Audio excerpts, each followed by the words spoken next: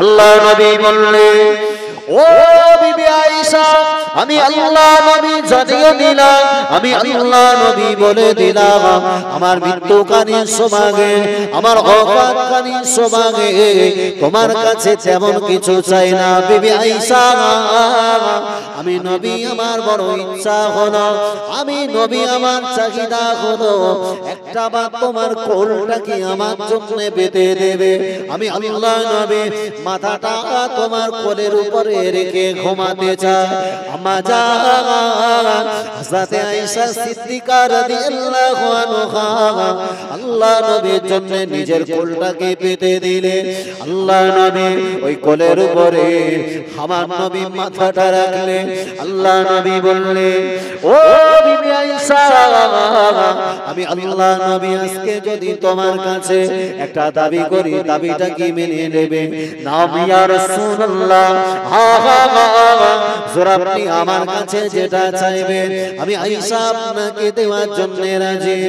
ও জওয়ানেরা, যুবকেরা, আল্লাহ নবী ওই দিনে বলেছিলেন, বিবি আয়েশা, আমি আল্লাহ নবী তোমার কাছে চাইবো আমার ওফাতের পরে, আমার ইন্তেকালের পরে আমার লাশ মোবারকানা যে জায়গাতে দাফন করা হবে, আমার যে জায়গাতে মাজার হবে, আমি নবী আমার মনের ইচ্ছা হলো ওই জায়গাটা পৃথিবীর জমিনের অন্য কোন জমিন যেন না হয়, ওটা যেন তোমার ঘরটা আমার জন্য আল্লাহ পাকের উপযুক্ত জায়গা, যে জায়গা আমার মাজার হয়ে যাবে।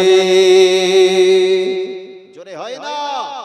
আমি নবী আমার কিছু আর চাহিদা নাই, আমার একমাত্র ইচ্ছা তোমার ঘর ওটা যেন আমার কবর হয়ে যায়। আল্লাহ নবীর কথা শুনবার পরে আম্মা জান আয়েশা ডুকরে কেঁদে ফেললেন। আম্মা জান হযরত আয়েশা ডুকরে কেঁদে ফেলে বললেন, ইয়া রাসূলুল্লাহ, আপনি আয়েশার কাছে আপনি আয়েশার ঘর চাইলেন। আমি আয়েশা নিজেকে ধন্য এবং পূর্ণ মনে করি, তার কারণ আপনি অন্য কোন বিবির ঘর আপনার জন্য পছন্দ করতে পারতেন, কিন্তু আপনি না চেয়ে আপনি আমার ঘর পছন্দ করেছেন। আমি আয়েশা জানিয়ে দিলাম, আপনি আমার ঘর কেন, আপনি যদি একটাবার আয়েশার কলিজাটা চাইতেন, আমি আয়েশা আপনার জন্য আমার মুখটাকে বিদীর্ণ করে আপনার হাতে আমার কলিজা পর্যন্ত তুলে দিতে পারতাম। একবার জোরে হবে না? এর চিল্লে হয় না? বাপ স্বামী স্ত্রীর কত সুন্দর মেল মহব্বত দেখো। স্বামী স্ত্রীর সঙ্গে এত সৌহার্দ্যপূর্ণ আচরণ জগতের বুকে আমার নবী এবং বিশ্ব নবীর বিবিগণ পৃথিবীর বুকে যে উপযুক্ত দৃষ্টান্ত তুলে গেছে, জগতের বুকে এই রকম জোড়া দ্বিতীয় দূরবীন দিয়ে খুঁজলেও আপনি মেলাতে পারবেন না। আহা, আম্মা জান আয়েশা আমার নবীকে বললেন, লেন তো ইয়া রাসূলুল্লাহ। আল্লাহ নবী বললেন, ও বিবি আয়েশা, আমি আল্লাহ নবী জানিয়ে দিলাম, আমি আল্লাহ নবী বলে দিলাম, এই ঘরটা যদি আমার ঘর হয়ে যায়, এটা যদি আমার মাজার হয়ে যায়, তোমার কি কষ্ট হবে না? এই ঘরে কি তুমি থাকতে পারবে? আম্মা জান হযরত আয়েশা সিদ্দিকা রাদিয়াল্লাহু আনহা টুকরে কেঁদে ফেলে আল্লাহ নবীকে বললেন, ইয়া রাসূলুল্লাহ, হুজুর, আমি আয়েশা জানিয়ে দিলাম, আপনার ওফাতের আগে, আপনার ইন্তেকালের আগে, আপনার ওফাতের আগে, আপনার ইন্তেকালের আগে, আপনার জীবিত হালাতে যে ঘরেতে আপনি থাকতেন, আপনি জীবিত হালাতে যতটা আমি নিজেকে অত্যন্ত আত্মরক্ষাবোধ বলে মনে করতাম, আপনার কবরে যাওয়ার পরে আমি আয়েশা ততটা নিজেকে সুরক্ষিত মনে করব। জোরে হয় না? চিল্লে হয় না?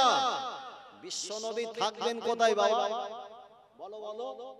নবী থাকবেন কবরে, আর আম্মা জান ওই ঘরের ভিতরেই তিনি একাকিত্বে রাত্র যাপন করবেন। বিশ্ব নবী বললেন, তোমার কি ভয় হবে? না ইয়া রাসূলুল্লাহ, আমার ভয় কিসে? আল্লাহর নবী থাকবেন আমার ঘরে। যে নবী এত সুন্দর কথা শুনে আম্মা জান আয়েশার দিকে আমার নবী মুচকি হাসলেন। আহা, আবার ভাই আজকের যারা এই মাহফিলে বসেছে, যে বিবির জন্য আমার সর্বস্ব সবকিছুই ত্যাগ করেছে, যে বিবির জন্য 5 ওয়াক্ত নামাজের সময় হয়েছে সেটা পরিত্যাগ করলাম, যে বিবির জন্য আমি হারাম পথের উপার্জিত অর্থ দিয়ে আমার বিবির জন্য স্বর্ণ রূপো দ্বারা আমার বিবিটাকে সুশোভিত করেছে, একটাবার বলবেন আমার বিবিকে যদি ঠিক অ্যাজ ইট ইজ একই রকম প্রশ্ন করা হয়, আজকের এই মাহফিল থেকে বাড়ি গিয়ে বিবিটারে যদি ডেকে বলা হয় কচির মা, মানুষ মরে যাওয়ার পরে তো বাঁশ বাগানে দেয়, সেখানে শালকুকুরের খুব উৎপাত থাকে, তা তোর মনে কি একটু মায়া দয়া হবে না আমার যদি বাঁশ বাগানে দেশে আর পাশে যদি শ্যাল ডাকে, তাহলে আমি ওখানে একা কি করে থাকবো? ওর চাইতে ভালো হয় 30 বছর ধরে তোর সাথে যে ঘরে ছিলাম ওই ঘরটা যদি আমার জন্য একটু আমার মৃত্যুর জায়গা তথা কবরস্থান করে দিতে পারিস, তাহলে জীবনে কিন্তু তোর এই কৃতজ্ঞতা আর কখনো বলবো না। আচ্ছা, এই রকম যদি কথালে আমার বিবির কাছে শুরু করা হয়, বিবি আমার জন্য অপশন দেবে বলে মনে হয়? ভাই কি বলবে বলো দিন? বলে তো আমার জানা মতে তুমি তো কোনোদিন নাপাক পানি খাও না, মানে লাল পানি। আমাদের কচিরা এখন যেরকম বিশাল জোরে জোরে টানে, তবে এদিককার কচিরা খুব ভালো, এরা খাই চাই না। আমি যা বলেছি এই দক্ষিণ 24 পরগনা পার করে অন্য সাইড এরা যদিও খায়, তাও আবার চিন্তা ভাবনা করে খায়। বলে হুজুররা ওয়াজ করেছে মরণের পরে নাকি আল্লাহ জান্নাতের ভেতরে শরাব পান করা, জান্নাতের ভেতরে আল্লাহ শরাব পান করাবে, তাই মরণের আগে একবার প্র্যাকটিস করে রেখে, নালে জান্নাতে যদি ওই শরাব দেয় তাহলে দুনিয়ায় যদি প্র্যাকটিস না থাকে তাহলে কি করে খাবো? বলতে ওর জন্য একটু প্র্যাকটিস চালাচ্ছি। তা বিবিটার যদি ডেকে বলা হয় কজির মা তোর সাথে থাকবো ওই ঘরে, তুই থাকবি খাটের উপরে, আমি থাকবো জমিনের তলায়, কোনো অসুবিধা নেই, একেবারে স্টেপ ভাগ কর, স্তর ভাগ করা কোনো সমস্যা নেই। আমার বউরে যদি বলা হয়, বউ বলবে তুমি ক গ্লাস টেনেছো? হ্যাঁ, যে ঘরে থাকে ভূত আর সেই ঘরে থাকবো আমি, পাগল হয়েছো নাকি? অথচ এই বিবির জন্য সুদের টাকাটা দ্বারা আমার সংসার পরিচালনা করলাম,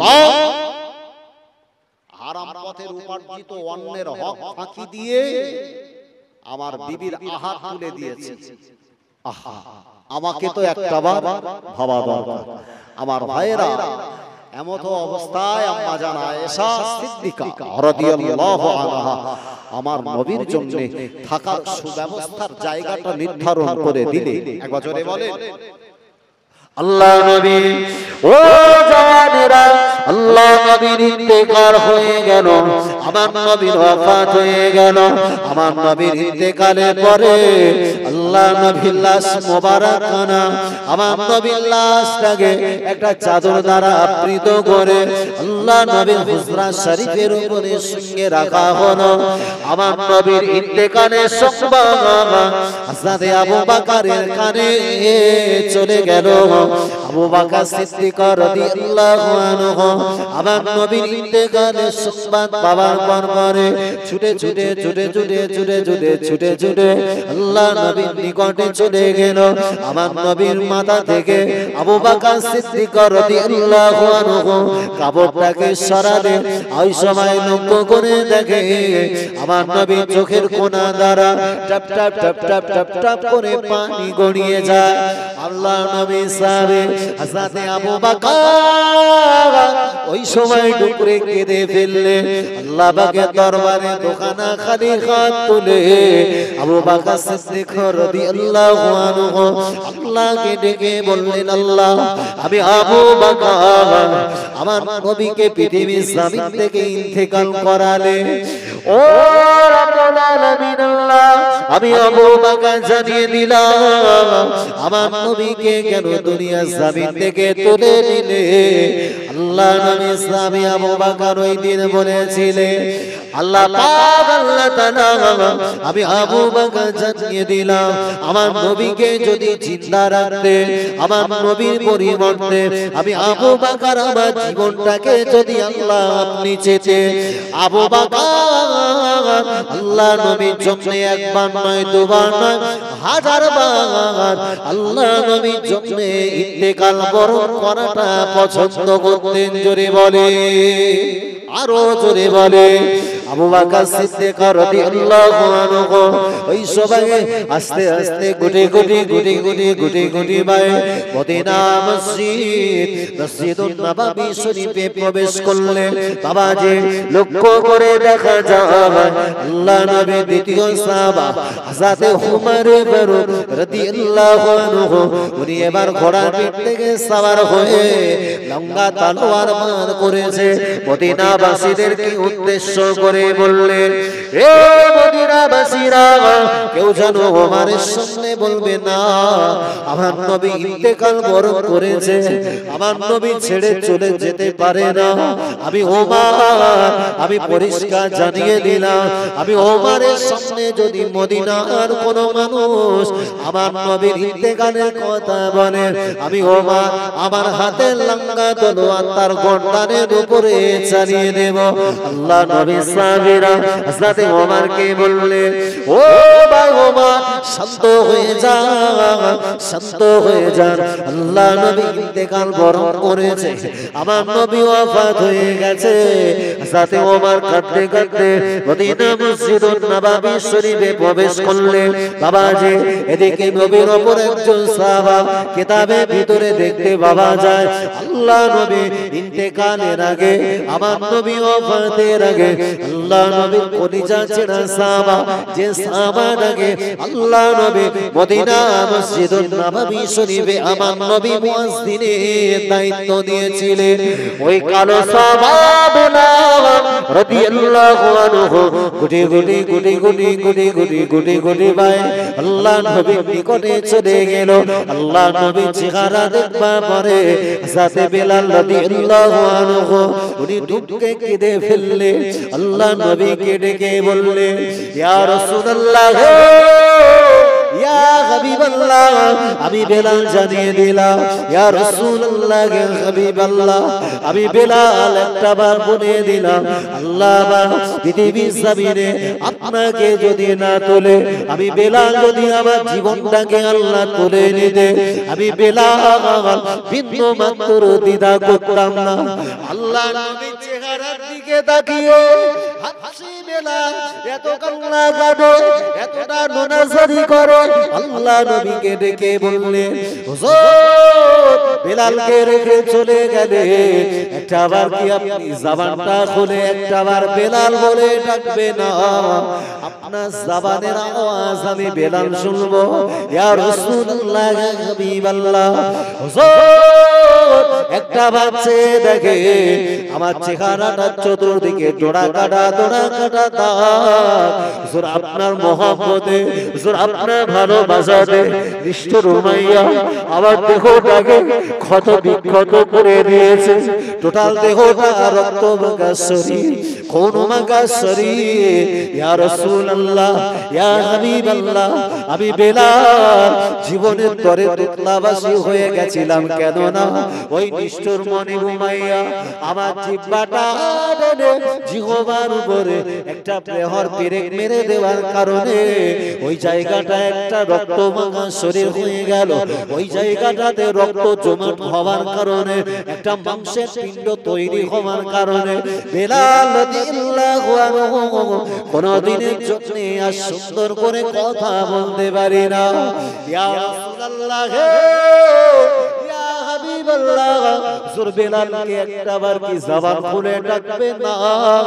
আল্লাহ নবী সাহাবা হযরতে খাবশী বেলাল রাদিয়াল্লাহু আনহু কাঁদতে কাঁদতে মদিনা মসজিদুন নববীতে পৌঁছে গেল। নবী পাকের সাহাবীরা কাতারে কাতারে টোটাল মদিনা মসজিদের নববীতে সকলের জবানের একটা আওয়াজ, নবী নবী নবী নবী নবী নবী নবী নবী। বিশ্ব নবী সাহাবীরা সবাই কাতারে কাতারে আল্লাহ নবী সুন্দর করে আমার নবীকে দেখবার পরে আমার নবীর গোসল দেওয়া হলো, আমার নবীর কাফনে কাফন পরানো হলো। ও জানেরা যুবকরা, আল্লাহ নবীর জানাজার নামাজ পড়ার আগে নবী পাকের সাহাবীরা সবাই একত্রিত হয়ে গেল। এবার যে যার মতো আলোচনা করতে লেগেছে। আল্লাহ নবী বিশ্ব নবীর ইন্তেকালে পরে আমার নবীর আখিরি নামাজ, আমার নবীর বিদায় নামাজ, জানাজার নামাজের ইমামতিত্ব কে করবে?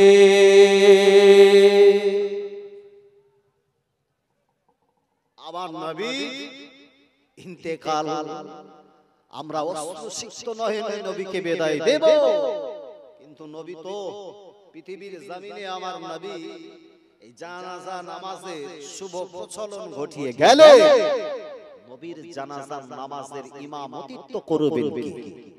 এদিকে হযরতে আবু বকর বললেন, আমি আবু বকর কখনো পারি না, নবীর জানাজার নামাজের যদি আমি ইমামতিত্ব করি আমার নবীর প্রতি ইজ্জত সম্মান হানি হবে। হযরত ওমর বললেন, আমি পারি না। যে তাই বিশ্ব নবীর জানাজার নামাজ পৃথিবীর জমিনের কোন মানুষ ইমামতিত্ব করে না। নবীর না জানাজার নামাজের কোন ইমাম তথা কোন অভিভাবক ছিলেন না। বিশ্ব নবীর জানাজার নামাজ নবী সাহাবীরা যে যার মতো এক এক করে আম্মা জান আয়েশার ঘরে ঢুকলে এক এক করে নামাজ আদায় করে যে যার মতো সব ফিরে ফিরে আসে। এদিকে নবীর কবরে নামলেন হযরতে আবু বকর সিদ্দিক, অপর একজন সাহাবা হযরতে আলী রাদিয়াল্লাহু আনহু জীবনে বিশ্ব নবীকে বিদায় দেবে, আখিরি বিদায়। ও আল্লাহ বাগে বান্দারা, আবু বকর সিদ্দিক রাদিয়াল্লাহু আনহু কবরের ভিতরে লম্বা মারে ওই কবর থেকে উঠে আসবে। আবু বকর কবর থেকে উঠে আসবার সময় টুকরে কেঁদে ফেললে, ইয়া রাসূলুল্লাহ, ইয়া হাবিবাল্লাহ, হুজুর আমি আবু বকর, হুজুর আপনাকে ছেড়ে কিভাবে পৃথিবীর জমিনে থাকবো? আমি আবু বকর আপনাকে ছেড়ে দুনিয়ার জমিনে থাকতে পারবো না। হুজুর আপনি থাকবেন কবরে, আমি আবু বকর সিদ্দিক রাদিয়াল্লাহু আনহু আমি উপরে থাকবো। হুজুর কখনো আপনাকে দাফন করে কবরের উপরে আমি আবু বকর থাকতে পারবো না। আবু বকর সিদ্দিক রাদিয়াল্লাহু আনহু আমার নবীকে ছেড়ে দিয়ে একটা জবান ছেড়ে আমার নবীকে উদ্দেশ্য করে সালাম দিয়ে দিলে। আল্লাহ নবীকে বললেন, বিদায়, আখিরি বিদায়, আর দেখা হবে না।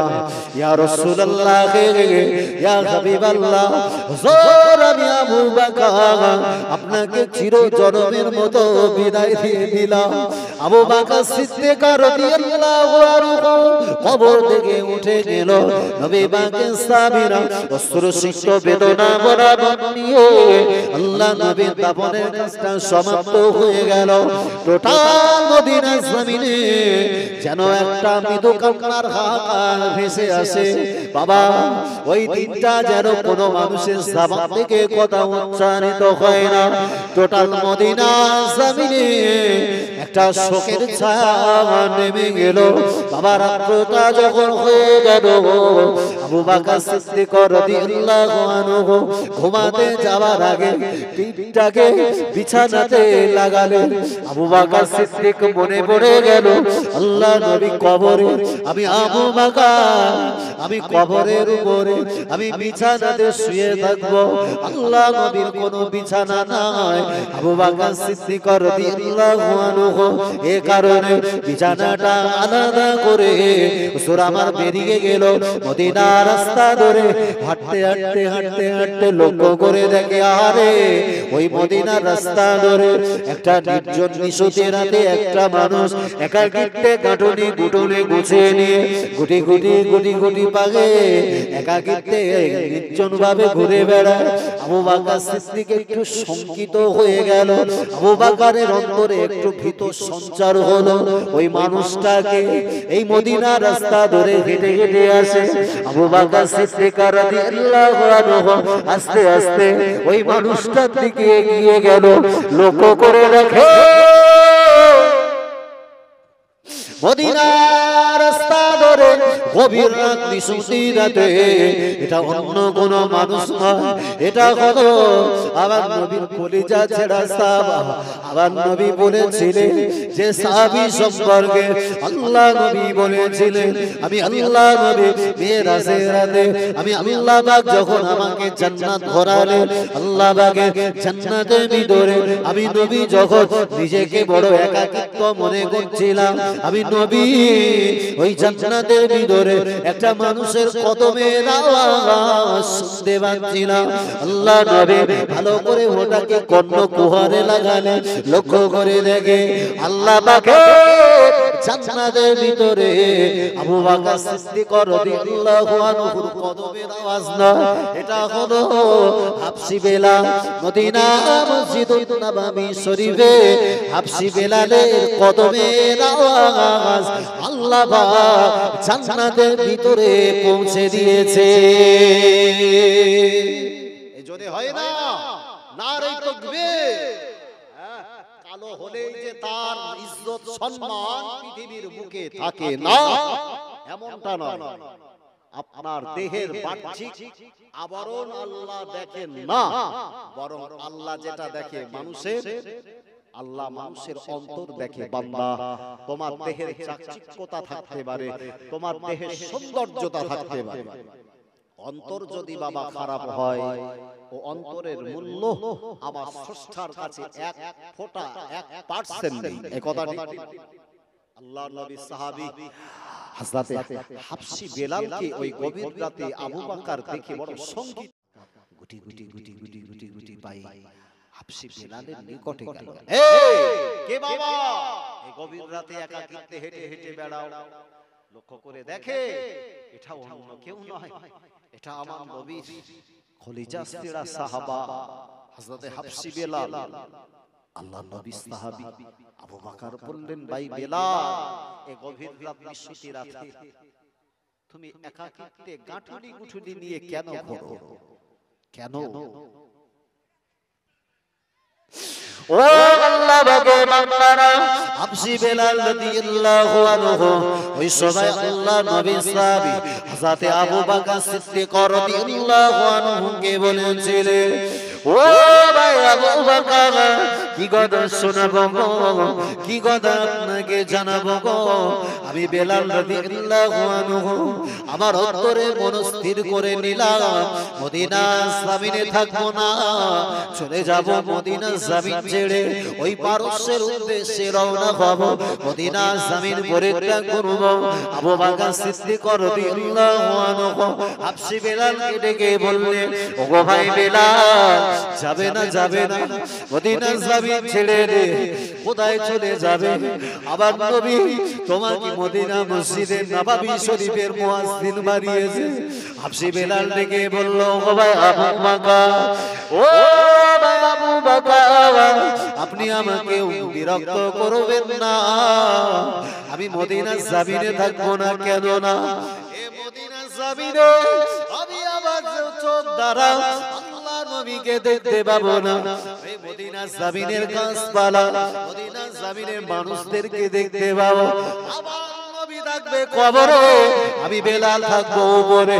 আমি যখন মদিনা মসজিদুন নববীতে আযান দেব, আল্লাহর নবীকে দেখতে পাবো না, আমি বেলাল বেলাল সহ্য করতে পারলো না, আমার অন্তরে চিন্তা করে নিয়েছে মদিনার জমিন ছেড়ে পারস্যের উদ্দেশ্যে রওনা হব।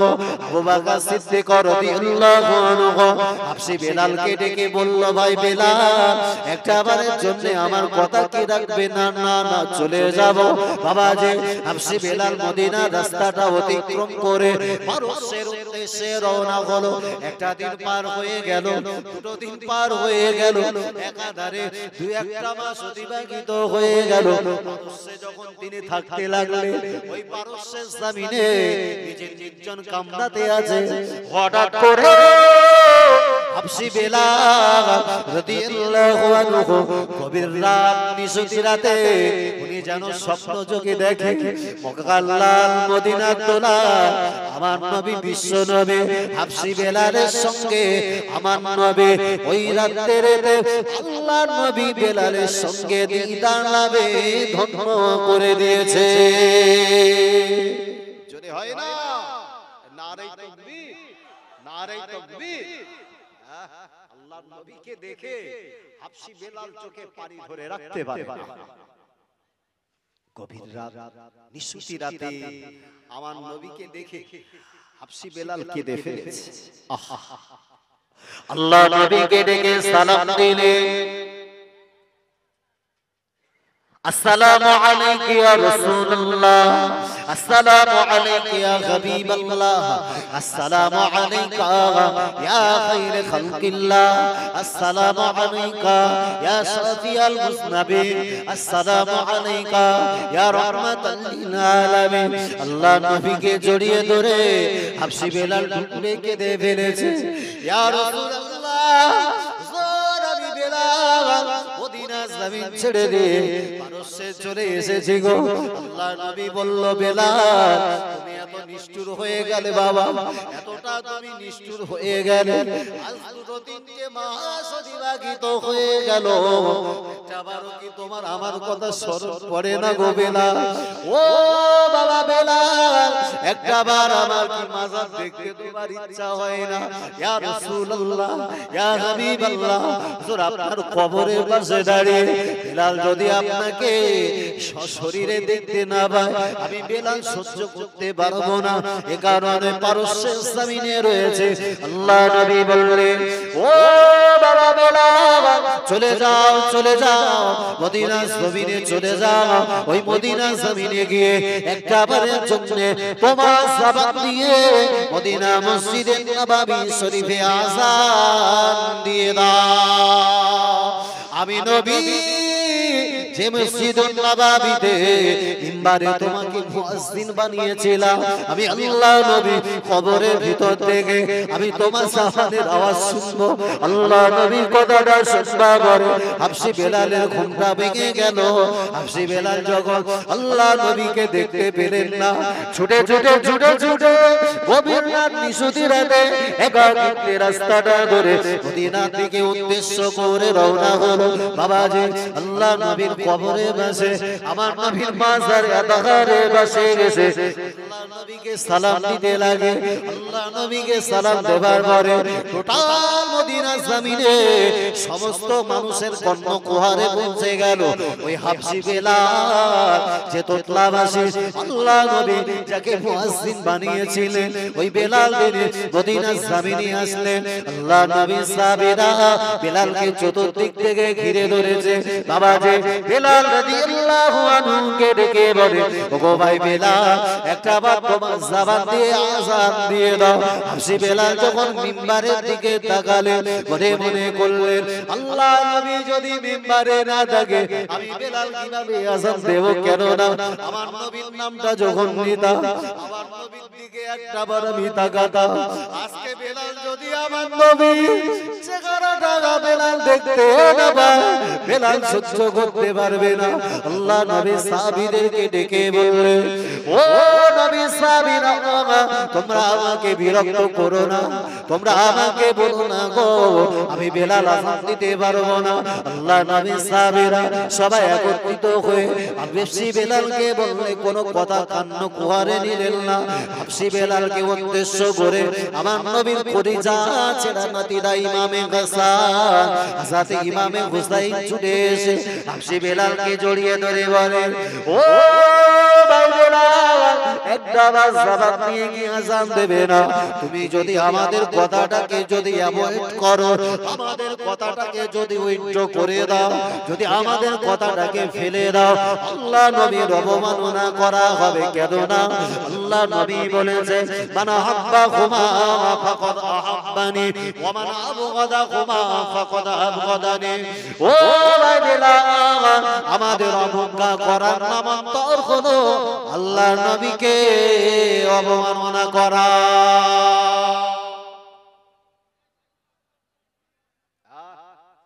আযান দেবে, যদি না দাও, ইমাম হাসান হুসাইন যদি অখুশি হয়ে যায়, আল্লাহর রাসূল খুশি হবে।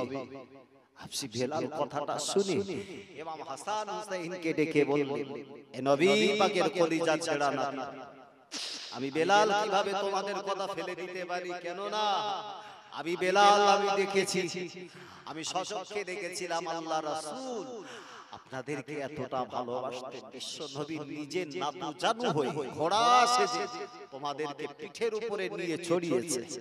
তোমাদের ইজ্জত, তোমাদের সম্মান এত গুণে বেশি। আহা, আল্লাহ নবী সাহাবীরা সবাই কাতারে কাতারে এসে দাঁড়িয়ে বেলাল মদিনা মসজিদের নববীতে আযান দেবে। এই সংবাদ টোটাল মদিনার গলিতে গলিতে পৌঁছে গেল। আহা, বেলাল আযান দিতে শুরু করেছে। আল্লাহ নবী সাহাবী বেলাল যখন আযান দিচ্ছে তোতলা ভাষী, ওই তোতলা ভাষায় আযান শুরু করলেন। আল্লাহু আকবার, আল্লাহু আকবার। বেলালের আযান যখন একটা বার আল্লাহু আকবার, এই আওয়াজটা মদিনার অলিতে গলিতে পৌঁছে গেল। মদিনার যুবকেরা, মদিনার তরুণেরা, মদিনার আবাল বৃদ্ধা বনিতারা, মদিনার নর নারীরা আরে কাতারে কাতারে কাতারে ছুটে চলেছে। ও নবী সাহাবীরা, চলো চলো, আল্লাহ নবী কবরে, আল্লাহ নবীর ইন্তেকালের আগে, আমার নবীর ওফাতের আগে মদিনা মসজিদুন নববী শরীফে যেমন আযান হতো, আল্লাহ নবী জামানার আযান শুরু হয়েছে। সবাই কাতারে কাতারে কাতারে কাতারে চলেছে। বাবাজি টোটাল মদিনার মসজিদুন নববী শরীফের চতুর্দিকে সবাই বেষ্টন করে দাঁড়িয়ে বেলাল তোতলাবাসী জবাব দিয়ে শুরু করলেন, আশহাদু আন্না মুহাম্মাদার রাসূলুল্লাহ।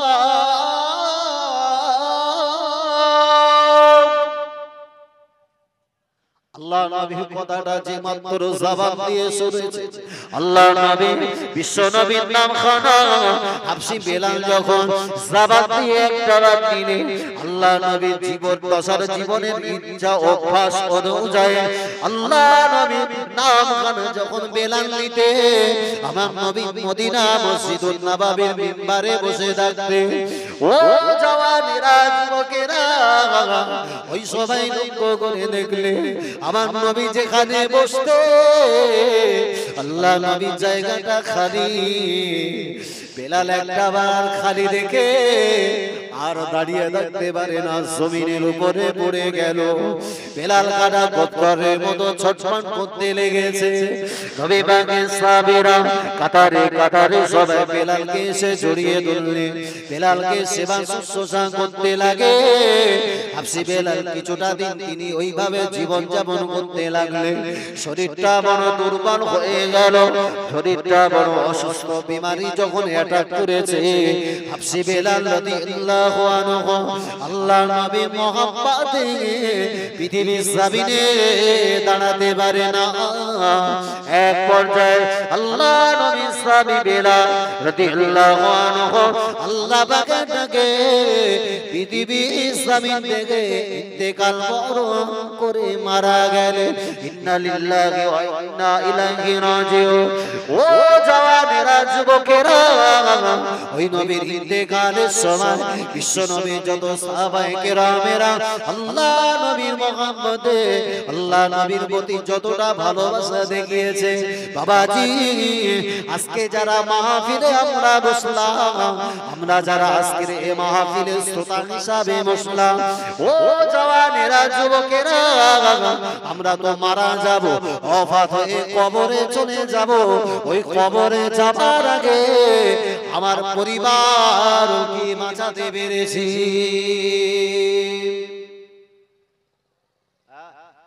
আল্লাহর কোরআন বিবরণ দিলেন, কু আনফুসাকুম ওয়া আহালিকুম নার। বান্দা, তুমি নিজে বাঁচো এবং তোমার পরিবার ভক্ত মানুষগুলোকেও তুমি বাঁচাও। এ বাবা, আজকের মাহফিলে যারা আমরা বসলাম, আমরা পৃথিবীর জমিনে এই দুনিয়ায় বেঁচে থাকা হালাতে দুনিয়ার জমিনে শান্তি এবং পরকালে আল্লাহর জাহান্নাম থেকে বাঁচার ইচ্ছা আমাদের প্রত্যেকের আছে না? বলো বাবা। আজকের যারা আমরা মাহফিলে বসেছি, আমাদের সকলের তো ইচ্ছা থাকে মরে যাব, মরণের পরে কবর নামীয় জিন্দেগিটা যেন আমার জন্য ভালো হয়, এটা আমার মনের ইচ্ছা।